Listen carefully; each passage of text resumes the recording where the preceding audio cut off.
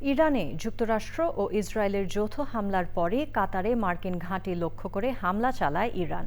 এর পরপরই কাতার সরকার জরুরি সতর্কতা জারি করে। মাঝে মাঝে আকাশসীমা দিয়ে ক্ষেপণাস্ত্র এবং বিস্ফোরণের শব্দ শোনা যাচ্ছে। কাতারে প্রবাসী বাংলাদেশিরা ভীতিকর পরিস্থিতির মধ্যে সময় কাটাচ্ছেন। কাতার থেকে সেখানকার পরিস্থিতি জানাচ্ছেন মেহেদী হাসান।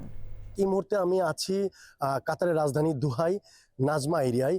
এবং এখান থেকে আমেরিকান যে বেজ, কাতারে যে বিমান ঘাঁটি আছে, আমেরিকার ইউএস এর যে ঘাঁটি আছে, সেটা এখান থেকে প্রায় 50 কিলোমিটার দূরে। এবং আপনারা জানেন যে মধ্যপ্রাচ্যের যে যুদ্ধ পরিস্থিতি, এটি খুবই ভয়াবহ রূপ নিয়েছে। রাস্তাঘাটে কোনো ধরনের মানুষ আমরা দেখতে পাচ্ছি না এবং জনশূন্য এলাকা। এক্ষেত্রে আমাদের বাংলাদেশ এম্বাসিও একই কথা বলছে, আমাদের শুকনো খাবার এবং আমাদের পর্যাপ্ত পরিমাণ বাজার যেন আমাদের ঘরে থাকে এবং আমরা যেন বাইরে না যাই। এখনো পর্যন্ত খবর পাওয়া পর্যন্ত গত 2 দিনে প্রায় কাতারে প্রায় 8 জন প্রবাসী বাংলাদেশি ইনজুরি হয়েছে এবং মারাত্মক আহত হয়েছেন। তাদের মধ্যে একজনের অবস্থা খুব গুরুতর। Mehedi Hasan, Channel I, Doha, Qatar.